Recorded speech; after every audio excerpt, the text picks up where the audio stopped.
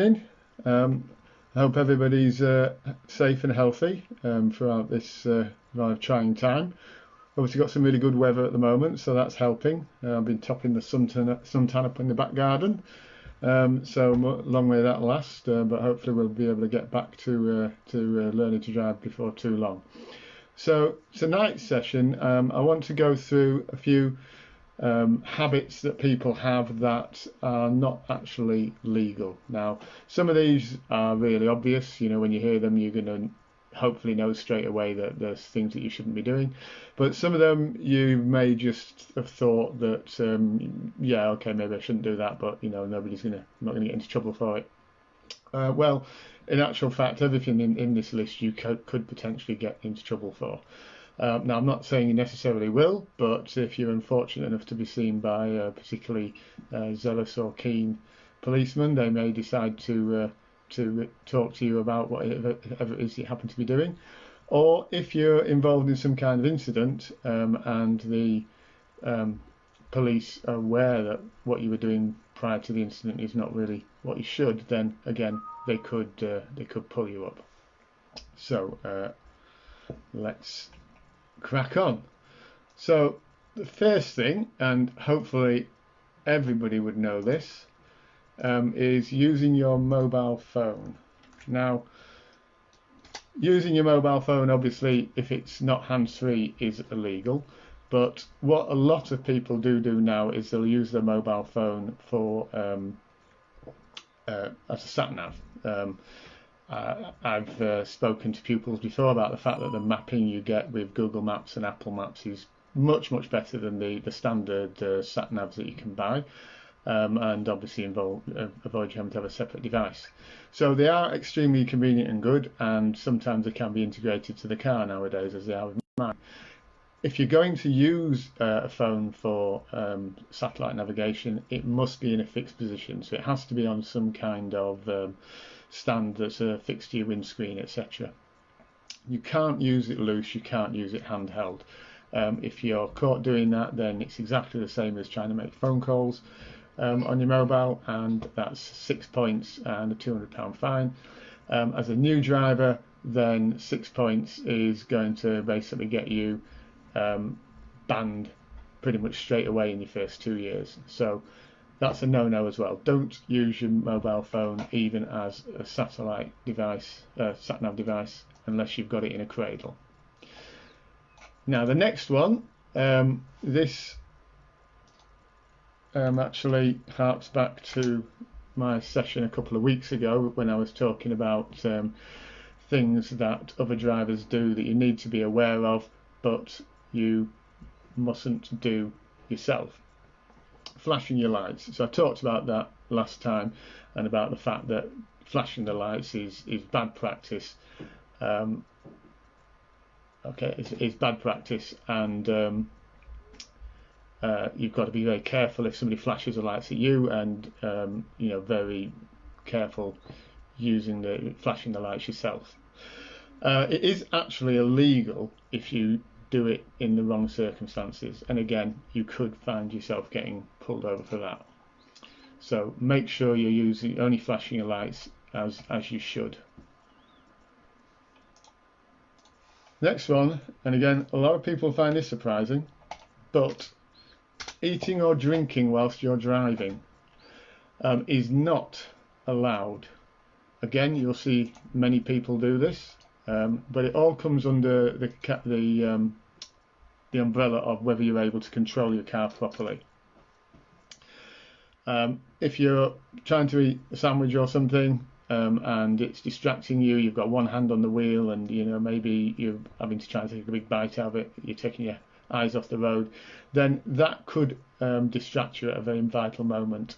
So again, be careful doing it, and again, if you're unlucky, you could find yourself getting into trouble with the police for doing it. The next one, and this again will surprise people, but within the last 4 or 5 years, they have actually made it illegal for you to splash a pedestrian. Now, sometimes it's unavoidable if you're going through puddles that are near to the roadside, and you can't avoid the puddles for you to make a bit of a splash. But what you mustn't do is drive through puddles in such a way that you can absolutely deluge somebody. I know that there is a game amongst teenagers and kids sometimes when it rains very heavily. They'll stand near the roadside and wait for people to splash them. I think it's a great laugh. But from the driver's point of view, it's not something that you should be doing. So again, be aware that you could potentially get into trouble for splashing pedestrians. Next one, and again moving into the modern times, and again using your phone. If you use your phone to pay at a drive-through, it is strictly speaking illegal, because that is considered to be part of the public highway. Now, as yet, I don't know whether this particular one's been put to the test, but you do have to be aware that when you're paying at the drive-through, if you want to be strictly legal, then when you get to place your order, you should apply the handbrake and switch the engine off, and then pay with your phone. If the car's properly secure with the engine not running, then you're not committing an offence.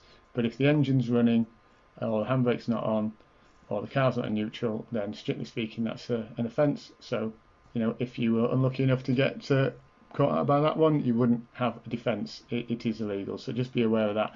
The only time you can use your phone when you're stationary, and obviously the drive-through one is a bit of a whimsical one, but it is true. But if you pull over to the side of the road to take a phone call, you must switch off the engine, you must apply the handbrake, you must put the car in neutral, and then take the phone call if it's not on a proper hands-free kit. And a proper hands-free kit is one where you do not have to touch the phone to make the phone call. Now we've got one of my pet hates: driving in the middle lane of the motorway unnecessarily.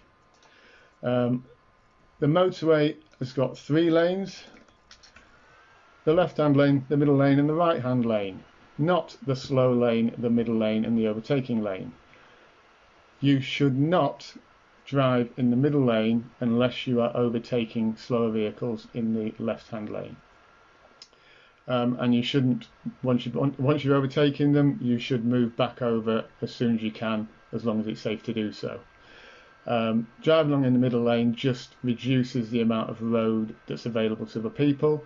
It also potentially encourages people who want to get past you to undertake you, which is also illegal. And it's really irritating. There was a case recently of a guy down south somewhere. The police followed him for 13 miles. There was no other cars on the motorway, and he drove in the middle lane the whole way. They pulled him over, they told him what he was doing, and they told him it was illegal. He decided to argue and that he was doing nothing wrong, the motorway was empty, and why shouldn't he be allowed to do it? And he got a fine and points in his licence for his trouble. So it's illegal, and it's really annoying when you're coming up behind somebody who's sat in the middle lane, who's not necessarily going above the speed limit, and you have to move all the way over to the right hand lane to come back past them. Or when you're wanting to overtake and you've got people sat in the middle lane, sat in your blind spot, that's also an issue as well. The next one, having a dirty number plate. This is illegal because basically number plates are used to identify all the vehicles on the road. They're obviously used by cameras, they're used by police. I don't know if anybody's aware of the technology that's on police cars these days, but if you've ever noticed on the top of a lot of police cars, there's a little black box with a sort of like a little shade on the top of it, pointing out the back of the car towards traffic, both behind it and in the opposite lane. That is an ANPR system, automatic number plate recognition, and basically it's reading every number plate that passes it and doing a quick check for the officer in the car and advising them as to whether or not there's any reason that the car or vehicle that it just passed needs to be investigated. So could be lack of insurance, lack of MOT, lack of tax, or maybe it's been reported stolen, lost, etc. So for that reason, your number plate's not allowed to be dirty, because basically it obstructs the police from going about their lawful business.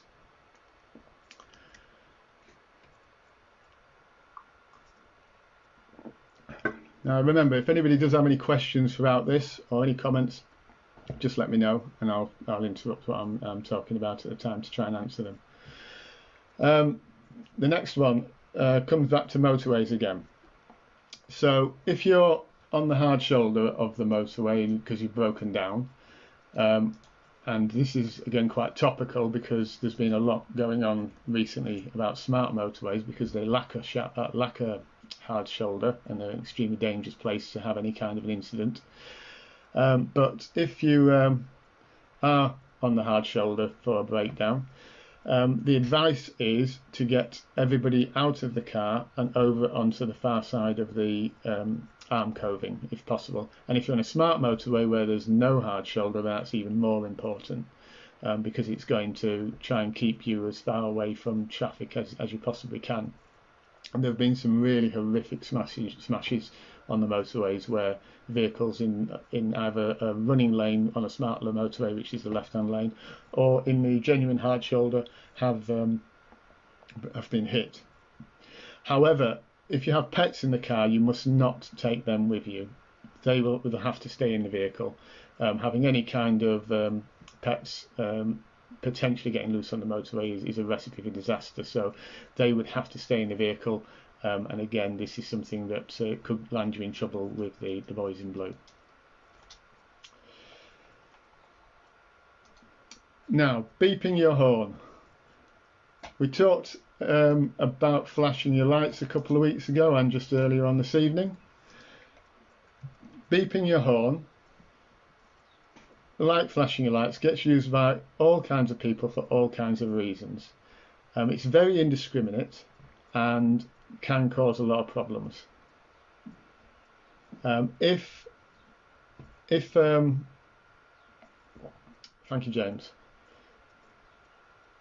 Right, so you'll have noticed when you're driving on the roads already that if somebody beeps the horn in your vicinity, it can be very off-putting. You know, you're always like, well, who's beeping? And certainly a lot of my pupils, if they hear a horn beep, they're like really worried. Is that me? Is that me? With experience, you do get to have a little bit more of an idea as to what's going on, and you know, I can hopefully most of the time give them reassurance that it's something else that's going on. But beeping your horn, as I say, gets used for all sorts of things, and one of the things it should not be used for is to basically express your anger at somebody. Like flashing your lights, the only thing that beeping your horn means in highway code is warning, I am here. And that's the only time it should be used. So, you know, to warn maybe a pedestrian who looks like they're about to cross out as you're approaching a piece of road, for example. So that's the only use of your horn. And again, if you're using it for any other reason, then you are running the risk of getting into trouble.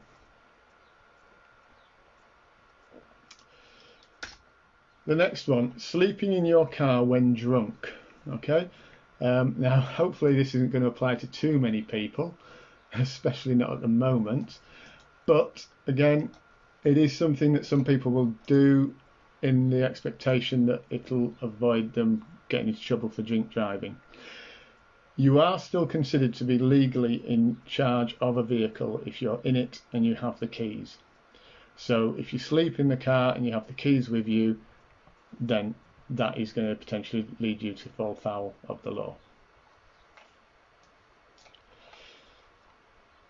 Next one, not clearing your windscreen before driving off. This obviously is going to apply mainly in the winter when we have either snow or frost or icy windows. So you do need to take that time to clear your windscreen. You need to use a scraper or use de-icer, whatever it is that's going to help you do it the quickest you can. But make sure it's fully cleared. We don't want to see people driving around like this with little letterboxes that are peering out. We've seen people doing that, where they've just maybe used a credit card to clear one little patch. Quite why anybody would want to do that is beyond me, because it must be like driving almost blindfolded, but you do see people doing it. It's illegal to not have your windscreen completely cleared So make sure you spend a bit of time. And again, as with anything, journey planning is important. So if you know you're going to use your car and the weather's poor when you get up, then just allow a few more minutes in the morning to get it clear. That includes the inside as well. So some other days, if the car's got condensated, it might need a lot of demisting. Make sure you've got that fully clear before you set off. And just a tip for your driving test as well. Some days when we get to the driving test centre, if it's been a rainy day, you'll go into the test centre, and when you come back out, the windows will have misted up because of the humidity that builds up when we're out of the car. When you get back in, your examiner would like to and would expect to see you clear that windscreen using the demisters, get them on full. Don't feel under pressure to drive off when they say, because what they will actually say to you is drive off when it's safe, and they won't consider it to be safe if you can't really see out of the windscreen. So get the windscreen clear before you set off. The next one, now this marries up with one that I said earlier, which was the not driving in the middle lane. Undertaking is illegal. And by undertaking, what we mean is going past vehicles on the left-hand side. Now, there are some exceptions to this, but it's usually when traffic is queuing. So if traffic is travelling in adjacent queues at quite a slow speed, then you are allowed to pass on the inside, but only very slowly. You'll be trickling past them. You won't be going past them at great speed. All other circumstances, it's illegal. Okay, so you shouldn't be going past people in an inside lane that travels in the same direction as the lane on the outside. Going back to the people using the middle lane, it encourages people to undertake. So they see somebody sitting in the middle lane, and rather than move all the way to the right-hand lane, they'll go on the inside. It's the person on the middle lane that's tending to cause the issue because of where they're sat, but the person doing the undertaking is also committing an offence. And again, if the police decided to pull you over for that, then there's not going to be any defence.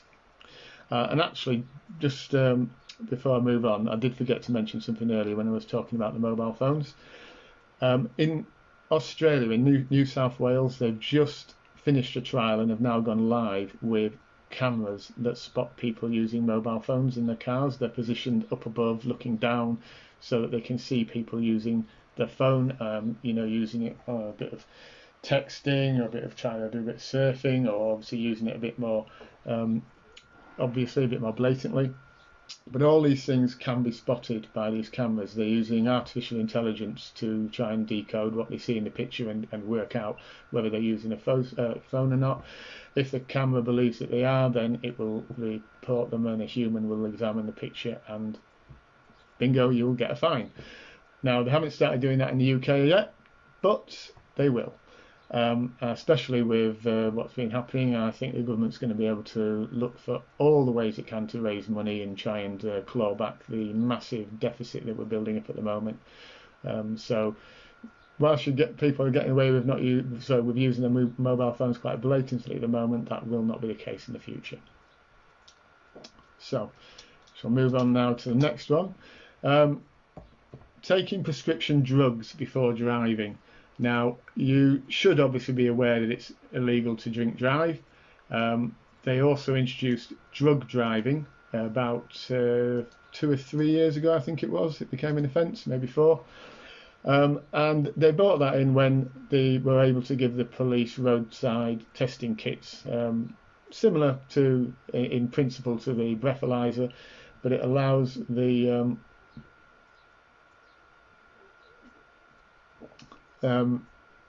sorry, I've just got another comment from somebody.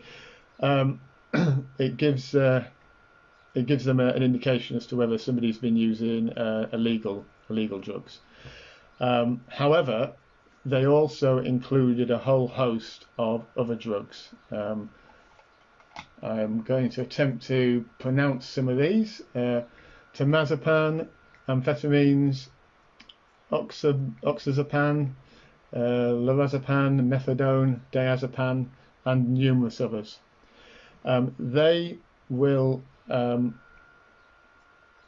affect your ability to drive. They'll make you drowsy, or they may have other side effects that mean that it's not really a good idea for you to be in control of what is potentially a lethal weapon.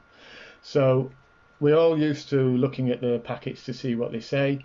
Remember that if you ignore what it says, then you could be falling foul of the law, as well as putting yourself and others in danger. So I've just had a question here. Can you give out information on tips to help prepare for the driving test? Okay. All right, I shall have a think about that, James, and we'll see what we can do. That could be one of my next chats. Thank you very much for the question and the tip. So the next one is getting out of the car on a single yellow line. Okay, so a single yellow line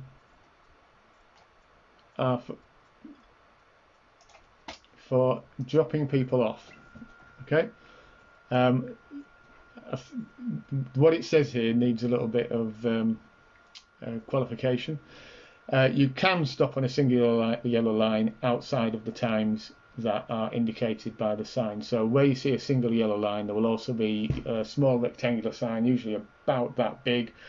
It's yellow, and it tells you the times that you're not allowed to park there. Okay. Usually in towns it's between 8 AM and 6 PM, because that's when most people would want to be doing a commute, so they don't allow parking during that time. Outside of those times you can park there, but when you're within the waiting restriction times, you can't get out of your car if you stop on the line. You can let a passenger off or pick a passenger up, but you can't get out of the car because it would qualify as parking.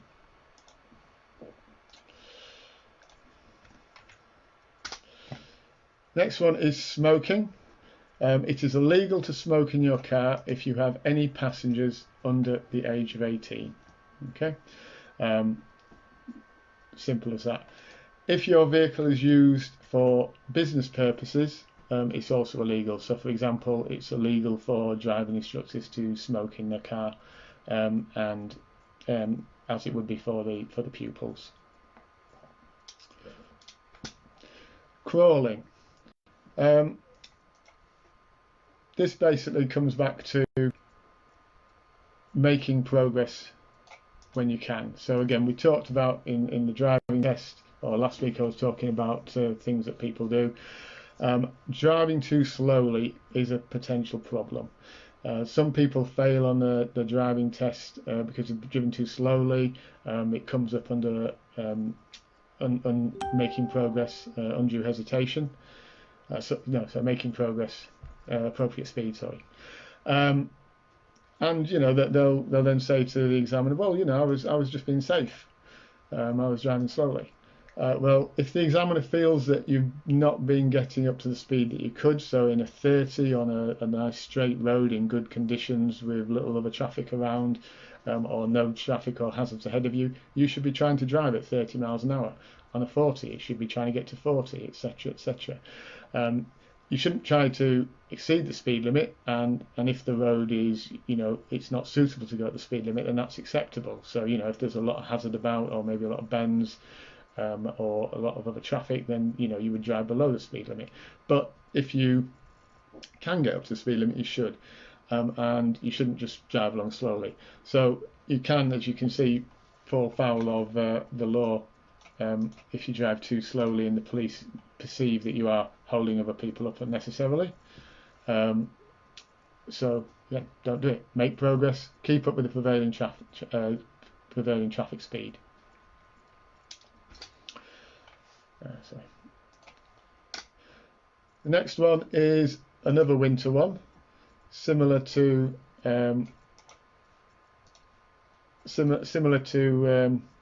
the not clearing your windscreen properly, and a couple more points as well, actually. Shall just get up for you. Hold on a second. Driving with snow on the roof. Again, you must try to make sure that you've cleared the majority of the snow off your roof. You know, if there's just a light dusting or something like that, that's not a problem. But what you shouldn't be doing is driving along with, you know, 1.5 foot of snow on the roof, because what will happen as you pick up speed is that that snow will get dislodged and it will fly back towards the car behind you and cause a hazard for them. So that's why you can't do it. Similarly, you must make sure that you demist and again clear the lights and the plates. So again, on those snowy mornings, leave extra time so you can get everything properly clear so that you can see and be seen. Next one, leaving a car parked with the engine running. Now, we should be trying to reduce the amount of idling that we do anyway in terms of cars. It has, you know, we see a lot of, especially parents with young children dropping their kids off at school or waiting to pick them up. They'll sit outside the school with the engine running, and you know that's not really doing a great deal for the air quality in the immediate area. And bearing in mind that, you know, it's their own children and their friends' children at school, that's not really, it's quite an antisocial thing to do. But people do it. Again, people become very self-absorbed. You know, they sit there listening to the radio or having the heating on or whatever, just thinking about their own comfort and not really thinking about, you know, the damage they're doing. Again, it's illegal, so it's not just a case of you know you shouldn't do it for you know, for the benefit of others. You could potentially get into trouble for it. Throwing something out of the window. It's amazing what you see people throw out the window, and you know you just, you know, I despair sometimes of, you know, you're driving along and you'll see just dumped at the side of the road or even into the middle of the road down the hazard line, you know, a full McDonald's bag with a few chips overflowing it. If you go up Albert Promenade, which is a place in Halifax, lots of people go up there and you know, have their fish and chips or whatever, and there's plenty of bins there, but no, they'll just throw it out the window. I've even seen, you know, whole stuff just dumped out the window next to a bin. But as you're driving along, you shouldn't be throwing things out of the window, even cigarette butts and all the rest of it, anything small like that. Again, if a policeman sees you littering in that manner, they can pull you over and arrest you.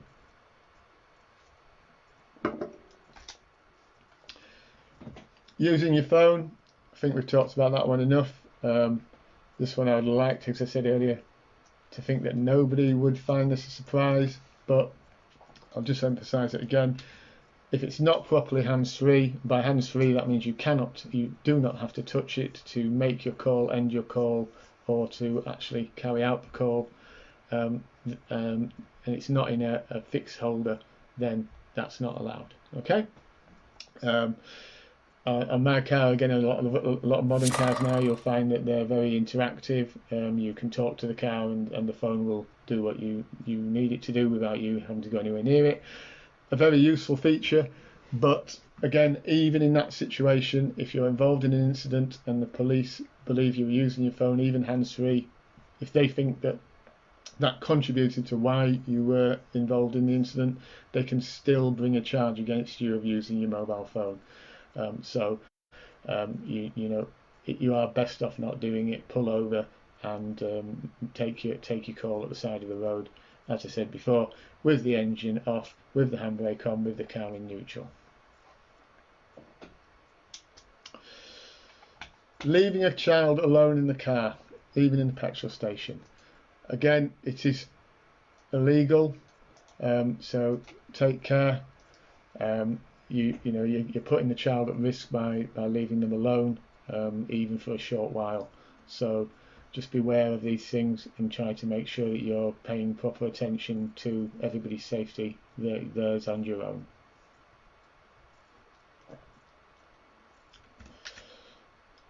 More for the motorway. Misusing the hard shoulder. So the hard shoulder is only for use in an emergency. Okay, usually be a breakdown.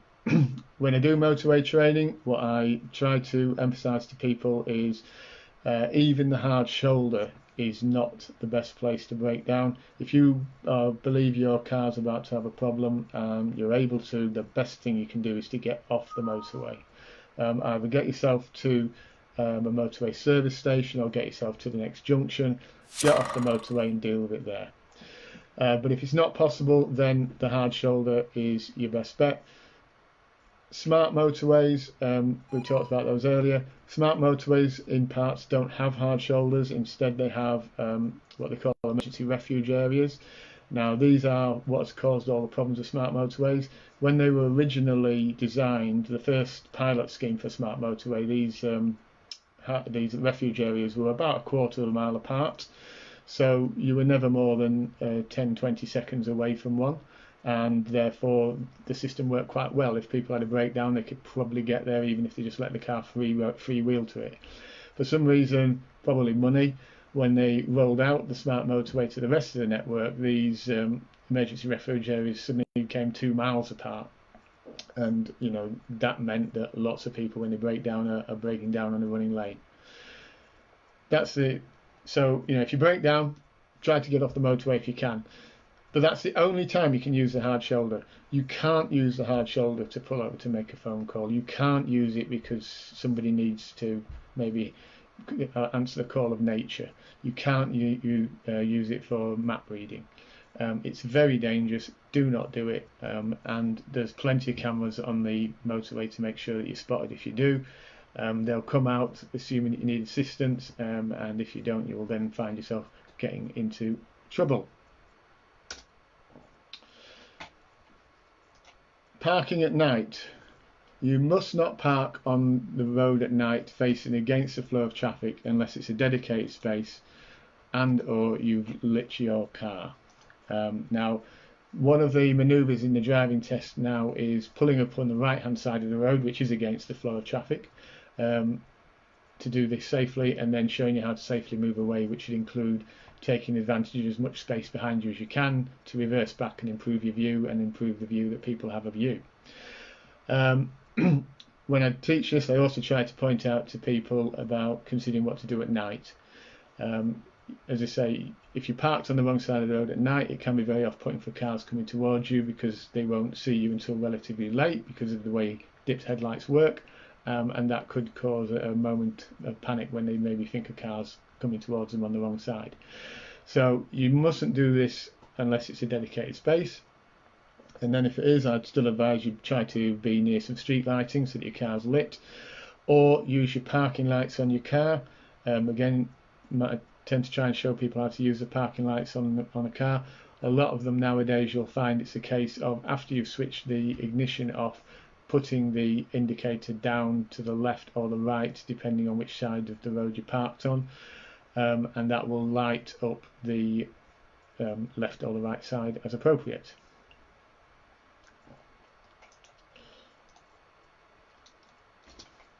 Placing baby seats with an airbag. You mustn't put a rear-facing baby seat in a car in the front seat if the airbag is still activated. Again, you'll find if you look in the glove compartment of most cars, there's a little red switch that you need the key for, and that's for you to turn the airbag on or off. If you're going to put a rear-facing baby seat in the front seat, then you need to turn the airbag off, because basically there have been incidents in the past where the airbag has gone off and it catapults into the baby seat, and that flings the baby towards the seat and potentially injures them. So switch the airbag off, or put the baby in the rear seat, or use a forward-facing baby seat. Getting through the list now, not too many more to go. Towing speeds. Towing speeds you need to be aware of are not the same as the speed you can do when you're not towing. So when you're on a national speed limit road, for example, the speed limit for cars and motorcycles is 60 miles an hour. But if you're towing, it's only 50. So that's if you're towing a trailer or a caravan. And again, I'll reiterate something that I spoke about a couple of weeks ago. I did point out that people that pass the driving test now will only get a category B license. So if you turn over your provisional and look on the back, you'll see there's a long list of letters with little icons next to them. You'll have a B and a B1, which indicates that if once you've passed, you'll be able to drive an automatic or a manual car. But you'll also see under it says B plus E, and next to that there's a little icon of a car and a trailer. Now, people like myself who passed in the mists of time, we automatically got B and D added to our license, as we did quite a few other letters, without us having to take any further testing. It was considered in those days if you could drive one thing, you could drive anything. I think they found over time that that wasn't really the case. Towing is something that requires a particular set of skills, especially when you're trying to reverse a trailer. So nowadays you can't just pass your driving test and then go and tow your dad's car on the next day. You do need to take a separate test to do that. And when you've passed that test, you will be aware that the towing speeds are lower than they are for the car without the anything on the back. Similarly, you'll find the rules are different when you're on the motorway. When you're on the motorway, if you're towing, you're not allowed to use the outside lane, the same as lorries aren't, which is one of the reasons, if you've ever noticed, you never see an HGV in the outside lane. That's why they tend to sit next to each other in the inside lane, in the middle lane, but not moving over any further.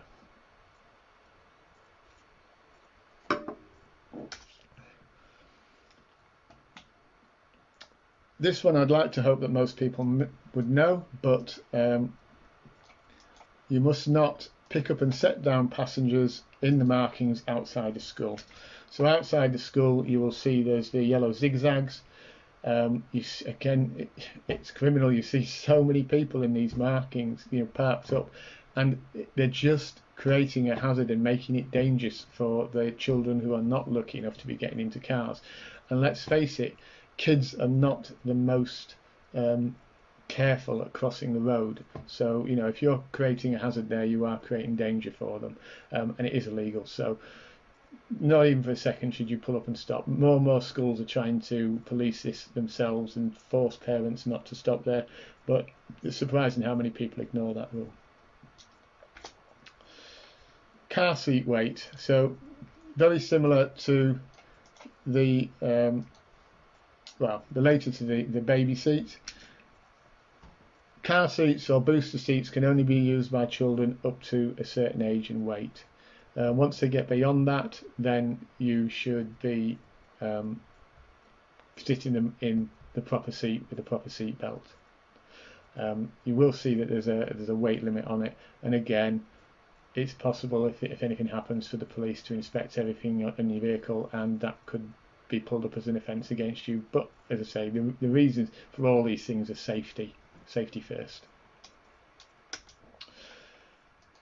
Incorrect use of lanes. So I'm sure that most of my pupils will be sick and tired of hearing me say this, but left is best. Right's a fight. You should always try and use the leftmost lane that's available to you. Okay. Now, quite often that will be the left lane, but at a multi-lane roundabout, for example, Broad Street or Orange Street roundabout near the cinema in Halifax is an example, you may find that the leftmost lane that you should be using is actually the middle lane, for example. But that's not always the case. So look out for your markings and try to make sure that you are using the correct lane for where you want to go.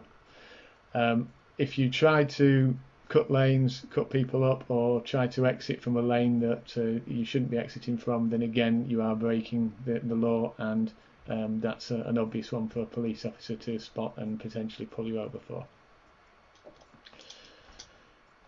Going off road.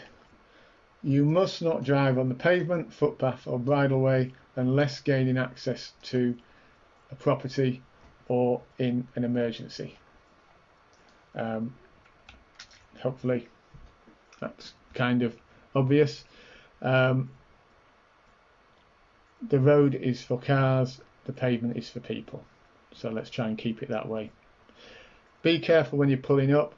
when you're pulling up, try and get the car nice and steady and under control. Slow it down so that you're not at least not even grazing the curb. If on your driving test you pull in and you scuff the curb, graze it, then don't panic. You're not necessarily going to fail, especially if you've got your speed down. The examiners will usually mark that down as against steering, but they won't necessarily fail you for it. But if you come in at great speed and you hit the curb hard, then you are potentially going to get failed. And the reason for that is the potential for damage to the wheels or tyres or steering of the car. If you do any of those things, then you're creating a potential safety issue for the future. So, for example, if you weaken the sidewall of the tyre, then when you're driving at higher speed on the motorway in the future, that's created a weak spot on the tyre and you can get a blowout.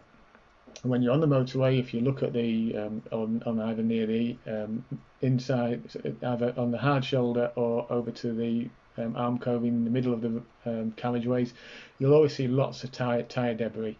Usually it's from lorries because of the way that their tyres are constructed. They tend to overheat and they'll blow out. They tend to have 16 wheels. They can afford to lose one tyre and still keep control. In a car, you can't afford to lose one of your 4 wheels, so that's why that's a safety issue. Damaging the steering has a similar effect. So if you hit it hard, you're potentially going to fail. Equally, if you're coming in too fast and the angle's not quite right, you're going to mount it. That's going to be a fail because, as I've said here, you must not drive on the curb. Parking too close to junctions. You shouldn't park within 10 metres of a junction. Simple reason is it creates an obstruction for us. We obviously try to teach you technique, edging and leaning. So when you're at a junction where you can't see very well, the idea is that you move out very slowly, a little bit at a time. You lean forward in your seat and you try and improve your view. But more often than not, you'll find that you're having to do that because of other cars that have parked too close to the junction, and they're creating an obstruction that is making your view even worse than it would otherwise be. And that's the reason why you shouldn't do it.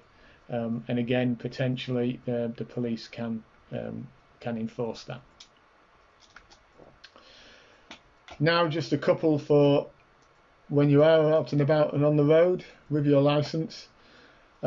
It is illegal not to tell the DVLA about a change of your name and address.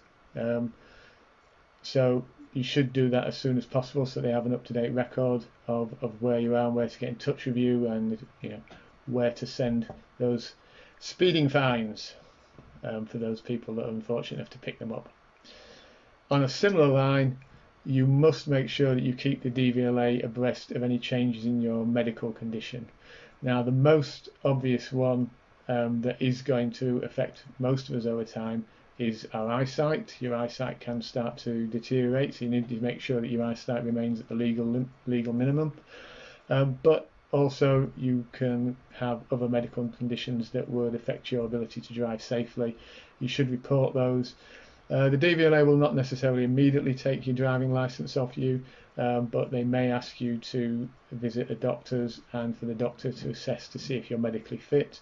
They may ask you to undertake a driving assessment with a driving instructor, for example, to see whether or not your driving is up to standard. My dad's currently going through this process. He just had his 90th birthday. Till recently was driving, but he had a bit of an episode in January when he crashed his car, and as a result the police, because of his confused state at the time, have reported him to the DVLA, and they're in the process of taking his driving licence off him, which is almost inevitable now. Anyway, that's the end of the session for tonight. I hope you found that useful. I will make a copy of this and I'll post it up on YouTube if anybody wants to recap, and there'll be a transcript of that to go along with it. I'll just post a link up here for the website that provided the information if you want to use that.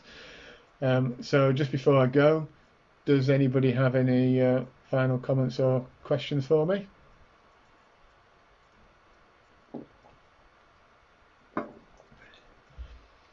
Okay, well, I'll bid you all good night. Stay safe and healthy and continue to obey that lockdown. And it's 7:45, so we'll all be outside shortly applauding our NHS staff. Thank you very much and good night.